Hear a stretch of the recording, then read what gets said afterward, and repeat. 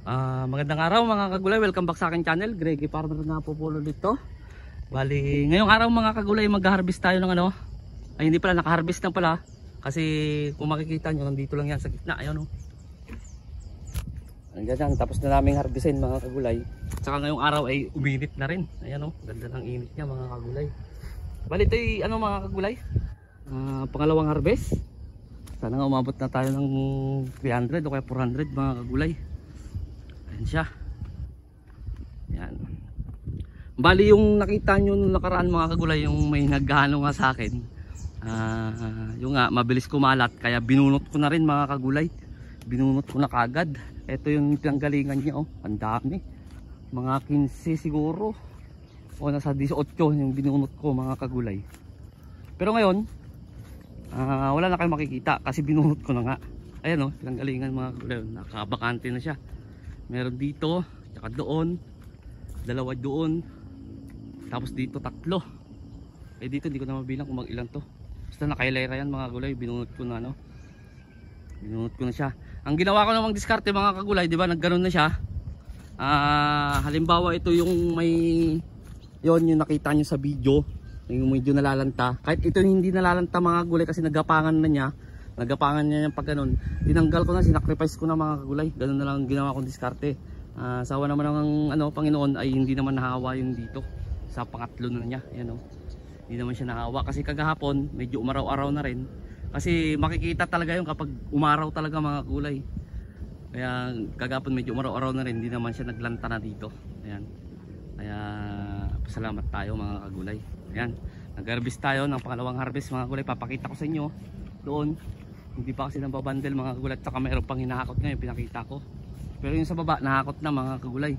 Pero ang mga natira nandiyan pa, oh. Pang ano na yan, pang Miyerkules, 3 araw ang pagitan. Tapos sa Miyerkules mga kagulay, 4 na araw naman ang pagitan mga kagulay. Kasi tama ba Miyerkules, Huwebes, Biyernes, Sabado, Linggo, Lunes, Martes, Miyerkules. O nga, 3, 4 mga kagulay kasi linggo ngayon. Linggo na talaga to, linggo, Miyerkules mga kagulay, para 3, 4 mga kagulay. Bali mamaya, mag-i-spray tayo ng ano, ng fungicide para maalagaan natin, hindi manilaw yung ano natin. Sasamahan na rin natin ng insecticide mga kagulay. Maganda pa rin naman yung ano natin ng palaya kasi mapapansin nyo pa naman sa talbos, ayan, oh.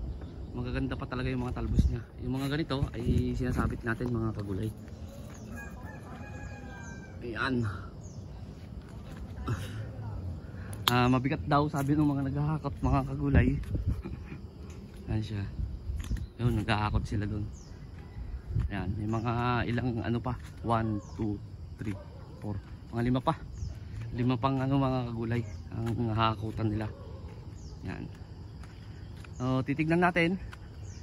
Ito naman tong ampalaya na to ay pang ano to, pang sarili mga kagulay. Ayan siya. Pang sarili lang to. Ayan.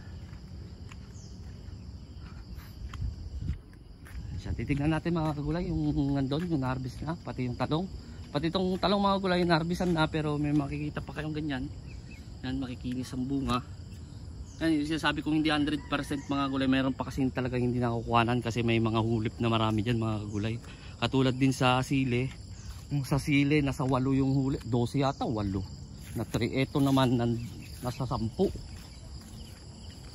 Ay hindi, baliktad. Oh, tama, yung sa sili nasa 12 yata, ito nasa 8 yung talong, kaya maraming nahuhuli talaga dyan mga kagulay. Tapos papakita ko rin to mga kagulay, itong isusunod namin na tataniman ng ampalaya ito. Yan. Umaano lang kami ng ano, ng panahon. Maganda-ganda na ng panahon mga kagulay, ay i-spread na ito ng pandamo para hindi naman sumabit sa blade ng rotovator yung ano, yung mga damo na kapag ganito hindi na ispread mga kagulay. Yan. Pupuntahan natin yung ano, ampalaya natin. Saka yung talong. Yan, nagbabandel na sila. Unti lang pala yung ampalaya natin mga gulay. Yan lang, oh. Joke mga kagulay. Yan pa. Ha? Kahapon? Kakabon mo lang nila kahapon ng talong. Okay lang, gawan lang hindi pa tayo nakapag-abol nakaraan. Oo, okay lang. Kasi 2 lata pa lang naman yung naburo doon. Yan mga kagulay na harvest natin. Ayan siya. Tsaka ito. Tsaka may hinahakot pa mga kagulay. Mabibigat siya mga kagulay. Titimbangin natin itong 2 piraso kung ilang kilo mga kagulay. Itong mga ganito. Timbangan. Ay, ari pala.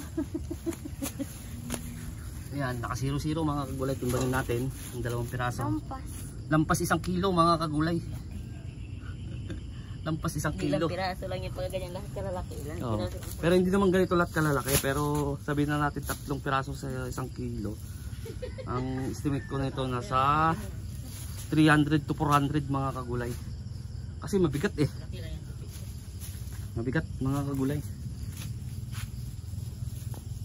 Yan siya. Tapos yung talong ito, binabundle na nila. Talaga ate. Yan. Hindi ito yun, malaki eh. Hindi yan. Oh, tama yung kanina yung kinuha ko. Hindi yan. Yung nandito yung kinuha nyo. Bigso eh. Yan dito? Sa loob. Nasabit ko sa taas. Ano yan? 20 by 30 yan eh. Yan na yung nabundle mga kagulay. 1, 2, 3, 4, 5, 6, 7, 8, 9, 10, 11, 12. Tapos ito pa mga kagulay sa pangalawang harvest ng talong. Kahit hindi pa 100% na na-harvest ang lahat. Ito yun. Naka 140 to 150 na tayo mga kagulay. Ano lang yun? 19. Yan.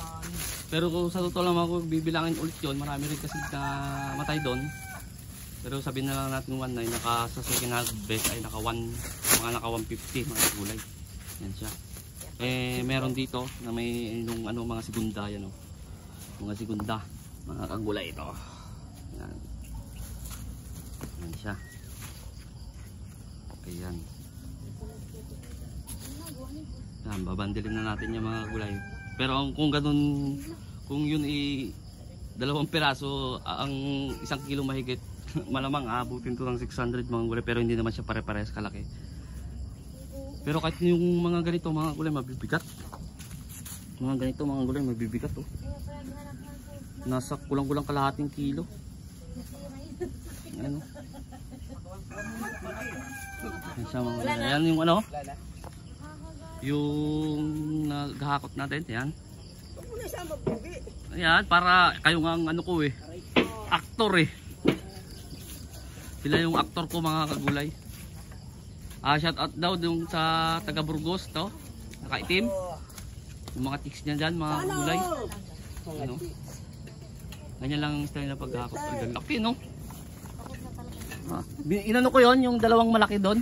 1 kilo mahigit. Nagtimbang 2 nga. nagtimbang biswerte sa Ayan siya kilo mga ng dalawa. kagulay.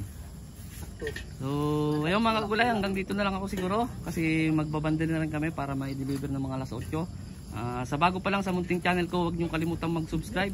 At i-click niyo na rin po yung notification bell para updated tayo lagi sa gagawing video tungkol dito sa paghahalaman ko. Special shoutout nga pala doon sa ano, taga si Ruben, nakalimutan ko yung ano. Nakalimutan ko yung apelyido. Si Ruben na taga Pagbilaw. Pagbilaw mga kagulay. Shoutout sa iyo, boss. Yun, shoutout na kita. May bayad pa naman ng pa-shoutout. Na-joke lang, boss. Ayan mga kagulay. Yun, hanggang sa muli mga kagulay. God bless po sa ating lahat.